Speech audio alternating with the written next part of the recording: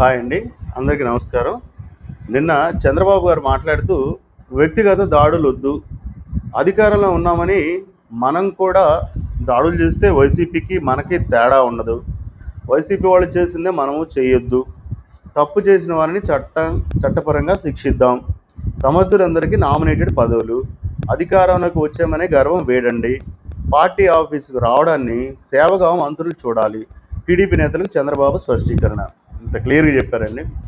ఖచ్చితంగా మంత్రులు పార్టీ ఆఫీస్కి రావాలి. ఎవరైతే వారానికి ఒకసారి రావాలి, ఎవరైతే పార్టీ కోసం కష్టపడ్డారో, ఎవరైతే ఇంకా ఇబ్బందులు పడుతున్నారో వాళ్ళందరికీ కూడా మీరు సర్వీస్ ఇవ్వాలని చెప్పేసి క్లియర్గా చెప్పారు. మరి ఇలా చూసుకోండి, ఈ వ్యక్తిగత దాడులు ఎవరిని చేయొద్దని అంటున్నారు.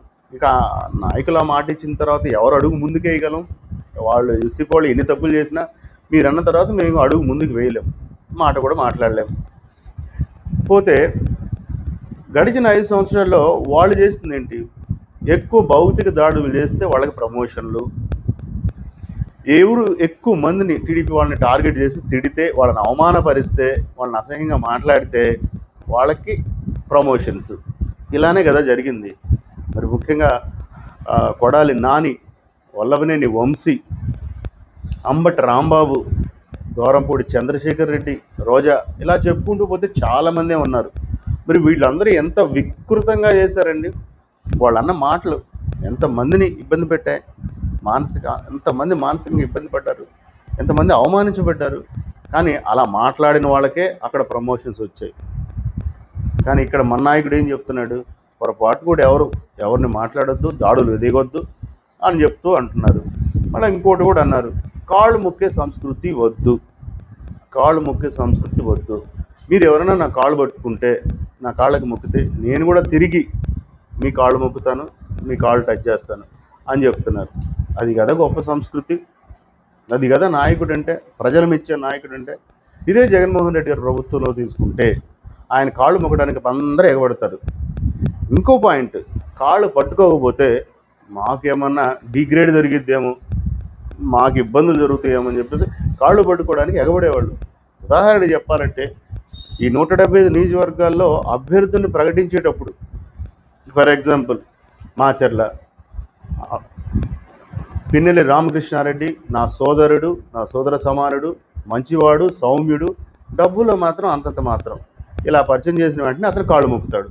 ఇట్లా దాదాపుగా అలానే అంబటి రాంబాబు చాలా మంచివాడు, ఆడవాళ్ళంటే చాలా గౌరవం ఉంది, పరిచయం చేశాడు, కాళ్ళు మొక్కుతాడు. ఇలా దాదాపుగా 175 నియోజకవర్గాల్లో అందరూ కాళ్ళు పట్టుకోవడానికి ట్రై చేశారు, వంగుతారు. ఇలానే జరిగింది. వాళ్ళ మహిళల, ముసలాళ్ళ, ఇవన్నీ మాకు తెలియదు, అందరూ ఆయన కాళ్ళు పట్టుకుంటారు. కానీ ఇక్కడ చంద్రబాబు గారు ఏం చెబుతున్నారు? దయచేసి అలాంటి సంస్కృతి వద్దని క్లియర్ చెప్తున్నారు. అలా ఉండాలి కదా. మరి ఇంకపోతే దాడులు చేయొద్దన్నారు. దానికి కూడా ఒక చిన్న మాట చెప్తారు. జనరల్గా నేను ఇందాక చెప్పిన పేర్లలో మంత్రులు కానీ, మాజీ మంత్రులు కానీ ఎట్లా వాగారు. మరి అంత వాగినప్పుడు ఇప్పుడు ప్రభుత్వం వచ్చి 40 రోజులు అవుతుంది. కనీసం టీడీపీ కార్యకర్తలు కానీ, సానుభూతి పరులు కానీ, న్యూట్రల్ పర్సన్ కానీ జనరల్గా ఒకటి ఆశిస్తారు. ఏమని? వీళ్ళ మీద ఎవరైనా దాడి చేశారా, వీళ్ళని ఎవరన్నా కొట్టారా, వీళ్ళ మీద ఏదైనా తగాదాడారా, అట్లీస్ట్ అంబటి రాంబాబు లాంటి వ్యక్తిని ఆడవాళ్లే చీపురులతో తరిమి కొట్టారా, ఇలాంటి వార్తలు ఏమైనా వస్తాయని ప్రతి ఒక్కళ్ళు పేపర్లు అలా లేవగానే చూస్తున్నారు. వాట్సాప్లో ఏమైనా మెసేజ్లు వస్తాయని కూడా జనరల్గా టీడీపీ సానుభూతి పరులు, కార్యకర్తలు చూస్తున్నమాట వాస్తవం. కానీ మా నాయకుడు ఇలాంటివి చేయొద్దని చెప్పాడు, కాళ్ళు మొక్కడాలు వద్దన్నాడు, దాడులు వద్దన్నాడు, చట్టపరంగానే శిక్షిద్దామన్నాడు. చట్టపరంగా శిక్షించడానికి ఎన్ని రోజులు పడుతుందో కానివ్వండి, వెయిట్ చేద్దాం. కానీ మీ మంచితనాన్ని మాత్రం మీ హుందాగా అందరూ, రాష్ట్ర ప్రజలందరూ కూడా, న్యూట్రల్గా ఉన్న పర్సన్స్ కూడా హుందాగా స్వీకరిస్తున్నారు సార్ మీ యొక్క మంచితనాన్ని. ఇది జగన్మోహన్ రెడ్డి గారికి, చంద్రబాబు నాయుడు గారికి ఉన్న తేడా, పరిపాలనలో తేడా, మంచితనంలో తేడా, గౌరవించడంలో తేడా అని అందరూ గుర్తించారు. ఓకే అండి, థ్యాంక్ యూ, ధన్యవాదాలు.